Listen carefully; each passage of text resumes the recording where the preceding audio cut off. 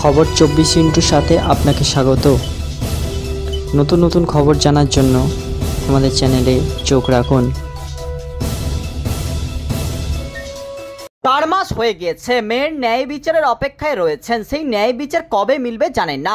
মঙ্গলবার সুপ্রিম কোর্টের আরজিকর মামলার শুনানির 3 মাস পিছিয়ে যাওয়ার পর তিলোত্তমার বাবা মা বলছেন তারা হতাশ হয়েছেন, তবে লড়াই ছাড়ছেন না বলেই জানিয়ে দিলেন তারা। একই সঙ্গে সিবিআই এর বিরুদ্ধেও সরব হলেন তিলোত্তমার বাবা মা।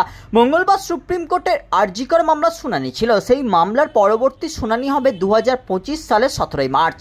শীর্ষ আদালতেও মামলার শুনানি 3 মাস পিছিয়ে যাওয়া নিয়ে তিলোত্তমার মা বলেন, হতাশ কিছুটা হয়েছি, তবে আশা হারাইনি। আশা হারালেও তো মেয়ের বিচারই পাবো না, লড়াই চালিয়ে যাব। আমরা এখন মিনিট সেকেন্ড করে দিন গুনে। গত 9 আগস্ট আরজিকরের সেমিনার হল থেকে তিলোত্তমার দেহ উদ্ধার হয়। ঘটনার 24 ঘন্টার মধ্যে এক সিভিক ভলেন্টিয়ারকে গ্রেপ্তার করে কলকাতা পুলিশ। পরে কলকাতা হাইকোর্টের নির্দেশে মামলার তদন্তভার গ্রহণ করে সিবিআই। এদিন সিবিআই এর বিরুদ্ধে সরব হন তিলোত্তমার বাবা মা। তিলোত্তমার বাবা বলেন, আদালতে দাঁড়িয়ে যে এত সহজে মিথ্যা কথা বলা যায় সেটা দেখে অবাক হয়ে যাচ্ছি।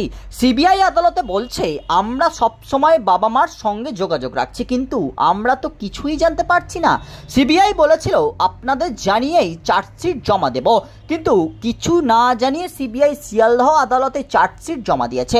কয়েকদিন ধরে মেসেজ করে যাচ্ছি কবে সাপ্লিমেন্টারি চার্জশিট দেবেন, কিন্তু কিছুই জানাচ্ছেন না। সিবিআই এর ভূমিকায় তারা হতাশ বলেই জানালেন, তবে আস্থা এখনই হারাচ্ছেন না তারা। ব্যুরো রিপোর্ট, খবর 24/7।